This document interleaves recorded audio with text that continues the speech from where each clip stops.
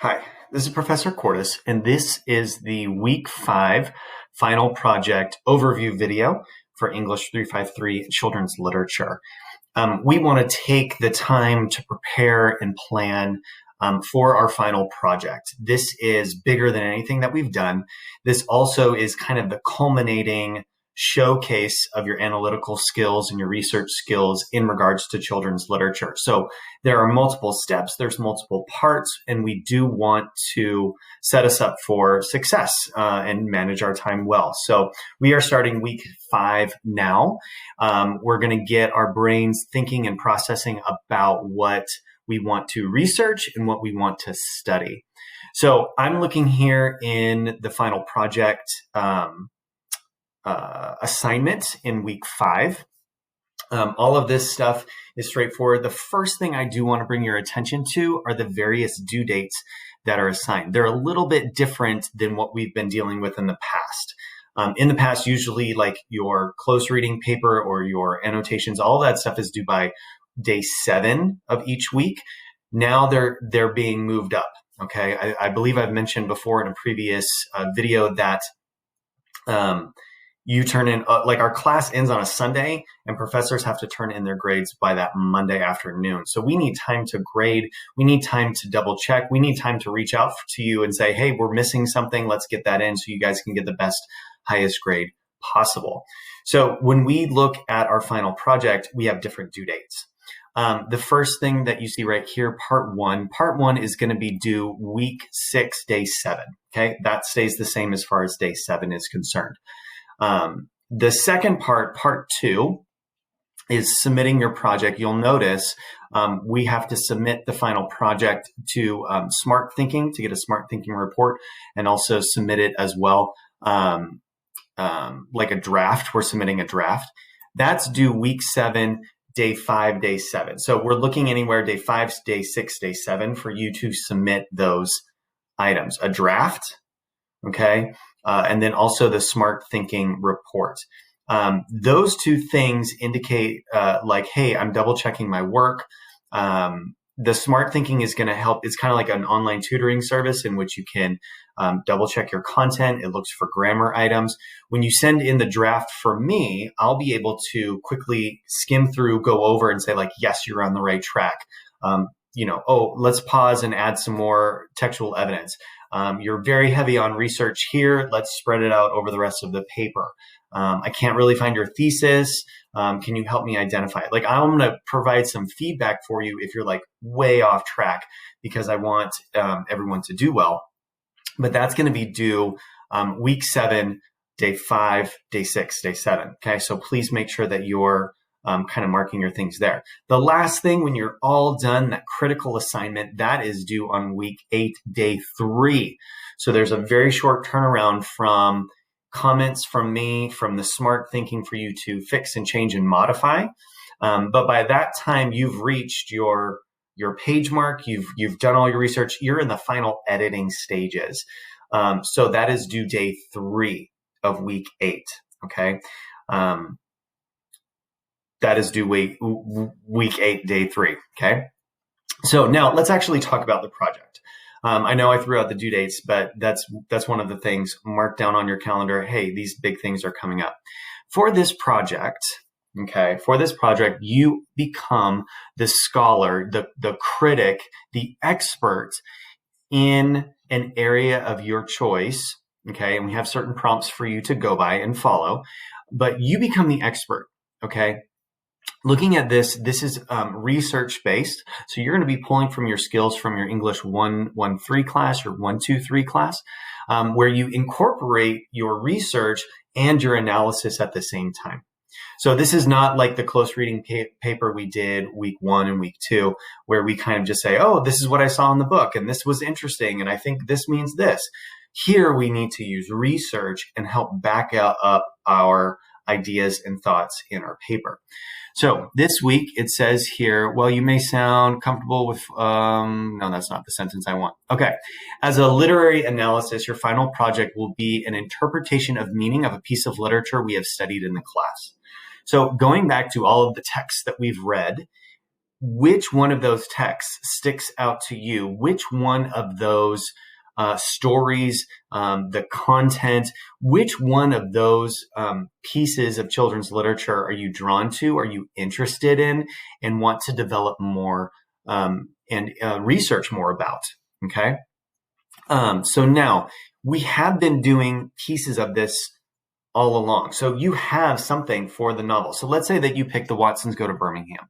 You have done some activity on that before. Your knowledge is well beyond just reading the text. You have some knowledge that you are able to then bring into this new conversation, this new academic discussion that you're about to have. So it says here, there are 2 elements we are adding to the final project. The first is a paper. Okay, it's longer than what you've done before. It's 7 to 9 pages. Everyone kind of freaks out about that, but understand that the research that you find helps build that page length. So not only are you talking and discussing about your book, but you also have critics and scholars and researchers and children's literature-ists, theorists, I guess, out there who can bring in information as well, and you can add that to your paper. Okay. The second is that you'll be using the library research to deepen your understanding.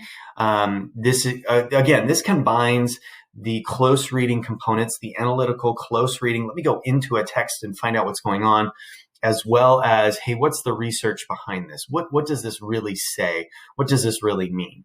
Okay. So the first thing first, you'll need to select a topic. Now, we have generated some topics for you that you see here down below, okay? You are selecting and using a concept, a topic, a book that we've discussed already. So I can't have you go out and find something completely random. Let me write about Christianity and Harry Potter. Well, 1, that's done before. 2, we didn't discuss Harry Potter.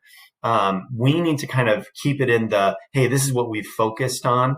These are the themes, these ideas, like the civil rights idea, the human childhood development ideas that we've been talking about, the hero's journey, like the good versus bad, the fairy tale components. We need to kind of look at all of those things that we've discussed over the last 5 weeks and move forward. Okay.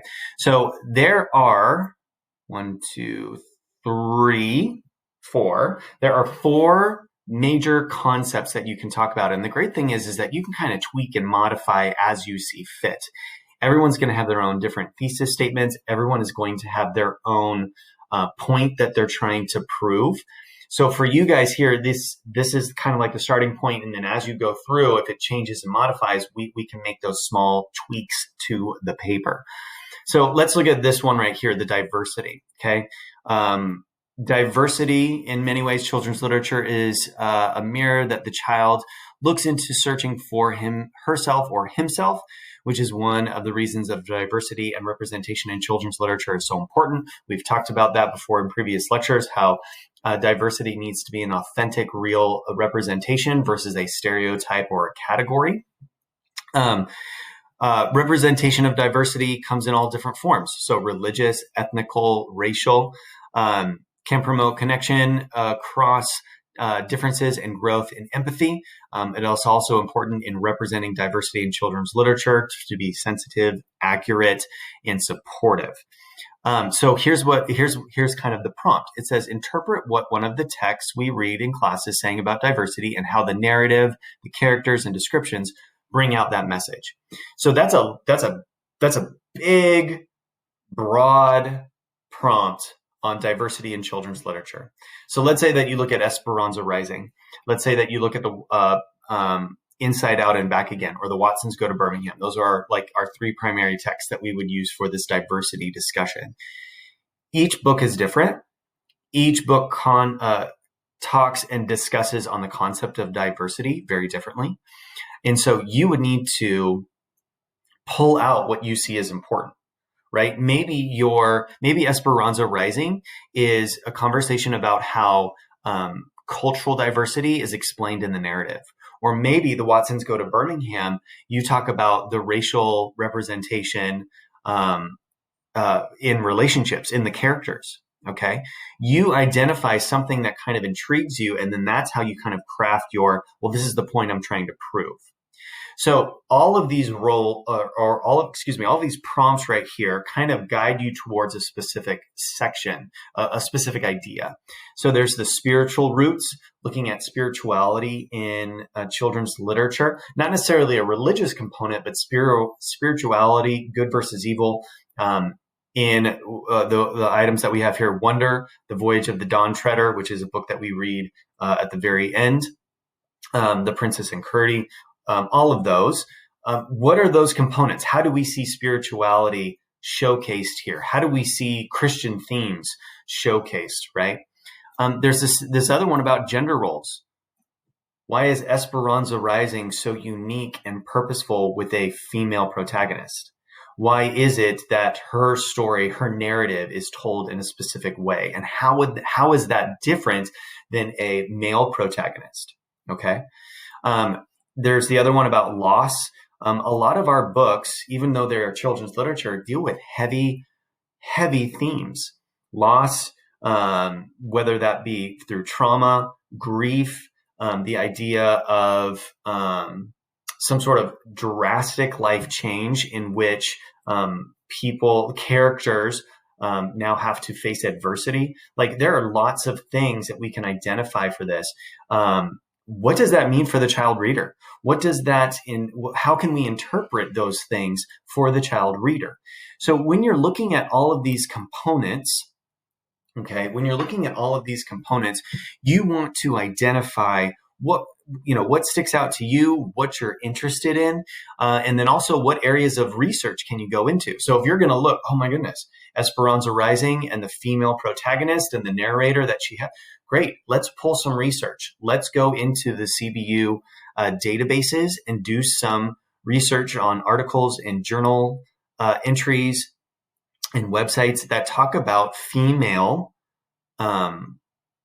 narratives, that talk about people of ethnicity, people of color, people who have a different voice that need to be heard. What is that? And we're going to start to pull that out. So not only is it your interpretation of the text based upon these prompts, it's also the research that you find. Okay. So let's take an example, and I'm not going off of these, but let's take an example. I'm currently reading one of the Percy Jackson books. My son loves these books. They're fantastic. And our male protagonist deals with dyslexia. Okay, in the beginning books, he's a middle schooler. By the second series, he is in high school, and he deals with dyslexia. There are hundreds of references to adolescence. There's in his relationships, there's the idea of him building confidence and self-esteem. There's lots of things that would have to do with the human developmental side. So if I was going to look at this text, I would pull in what we studied with Piaget or Erikson or Kohlberg and begin to say, does this accurately reflect what a child is going through of the same age? And I would begin to analyze, oh yeah, Percy Jackson does X, Y, and Z. And in real life, a child will go through X, Y, and Z, and therefore a child reader will experience X, Y, and Z. So not only are we going into the text, not only are we pulling in research, we're also taking into consideration the child. Okay? What is it like for a child to read The Watsons Go to Birmingham or The Voyage of the Dawn Treader or Esperanza Rising? What are they pulling apart based upon their age, their ethnicity, their gender? What is happening? So when you pull all of these things apart,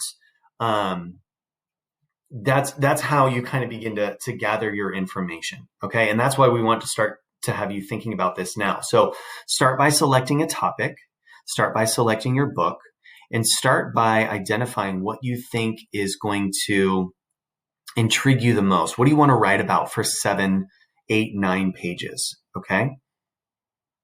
So the first part is you pick a text. You're choosing one of the texts. Second, it says begin to do a library research.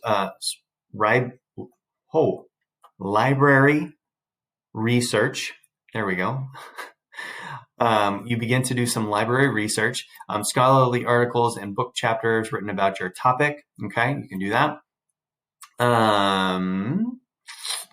Secondary sources. You will need to annotate for 4 strongest sources in week 6. So as you're pulling out your information, as you're finding websites, you want to make sure that those are valid, and that's why we want you to do an annotation on them. There'll be more of that when we get to week 6. It's not as overwhelming as the picture book annotations. This is for you to articulate, yes, this resource is going to be helpful for me. Yes, this article is going to be beneficial for me because, and being able to explain yourself. That will actually help when you get to your paper, because then you can begin to piece those items together. Okay. So the very first thing that you are doing is you're conducting a 1-page proposal on your research-based literary analysis submitted with that annotated bibliography. Okay. You've got everything in APA or MLA format. There's going to be a detailed outline in week 6 that talks about the proposal and what things that you need to have. This helps us get our thoughts out of our head onto paper and get sent to someone else. So if you think about it in your head for a week, 2 weeks, 3 weeks, it sounds great. It sounds wonderful. But as soon as you say it out loud, it's going to be confusing and awkward. So when you get the proposal is going to help you kind of show up like, hey, here it is. And you get to send it to me, and I get to look at it and say, yes, this is a great topic. Oh, you're on the right track. Hey, let's take a moment and look at this. So you're putting together, here's the topic. You're putting together, here's my thesis statement. You're putting together your resources that you found. And you're putting together kind of like some annotation, some commentary that coincide with what you want to write about. Okay. So that's the first part. The second part is getting a draft. You've got a 6-page draft of your paper. It's not going to be perfect, but it's going to be 6 full pages of your literary analysis. This will help you to show off, hey, this is what I've got. This is the direction that I'm heading in. Excuse me. By doing that, that gives your brain a chance to relax so that you can have other people look at it and figure things out. If I'm stuck in my documents and my writing for hours on end, I've got to take a break. I've got to go out. I've got to distract myself so that I can come back to my work with fresh eyes. You guys will do the same. So you'll write those 6 pages. You'll send it off to me. You'll send it off to Smart Thinking. You'll take a day to relax. It'll come back to you. And then you'll say, okay, yes, let's get to that last page. Let's add some more information. For me as the outsider, I will be able to see the holes. I will be able to see the gaps. I will be able to see like, yeah, you're really strong in this paragraph, but this paragraph is struggling. Let's balance them out together. That's my job, is to help you get from where you are to that next step. Okay. So that's the second part. The very last part is piecing it all together, making sure that it is, you've gone through your proofreading, you've gone through your editing. It says here, you've got 7 to 9 papers. Wow. 7 to 9 pages of your paper. Excuse me. There we go. Researched plus the literary analysis. Okay. Responding to one of the pieces of children's literature that we've studied. You'll have at least 5 sources. Okay. Journal articles, a chapter from an academic textbook, an online website, things that are of validity. Okay. And then, yes. That's when you'll submit it by day 3 of week 8. Okay. So now again, this is going on to be a 20-minute video. This is rather overwhelming. Start off slow. What's the book you want to talk about? What's the topic you want to discuss? What is the academic area you want to investigate? Start with those 3 things. Sketch it out on a piece of paper, on a notepad. Put your thoughts out there so your brain can start to think about it and process. Then go do some research. Take 20, 30, 40 minutes to just go through some databases, find some articles to see, do I have enough information to support these ideas? And once you get those, 4, 5, 6 journal articles, academic resources, the research, piece it together with, okay, I think this is what I want to prove. This is the academic area that I want to study, right? Take into consideration the child. So if you've got your topic, you've got your book, and you've got your kind of idea of what you want to investigate, think of what's going on for the child. what is the child experiencing for this particular subject? How would he or she respond in that moment? Okay. Now, there's going to be more details. There's going to be more assignments in the upcoming weeks, but for now, start with those small components. Please email me, message me if you have any questions or concerns, or you want to bounce ideas off. There is at the very bottom, it does say choose your own. Okay, that's choose your own adventure. If you do select that, you will need to reach out to me and kind of begin a dialogue so we can figure out where you're going. I would still strongly recommend that you stick with one of the concepts and topics that we've discussed in our course. I don't want some random tangent thing that's not going to be applicable to what we've studied. Part of this is showcasing your skills of what you've learned in this class, which include the themes, the content, the novels, etc. Okay? So go ahead and get started. Take a deep breath. We're going to do fine. You will do fine. This is this best part because you are now the scholar. Okay. You are the academic genius in children's literature, and you're going to say, this is what I found. This is what it does for the reader. And you're going to put all your information together and present it well in writing. Okay. Again, message me or email me if you have any questions or concerns. I'll talk to you guys later.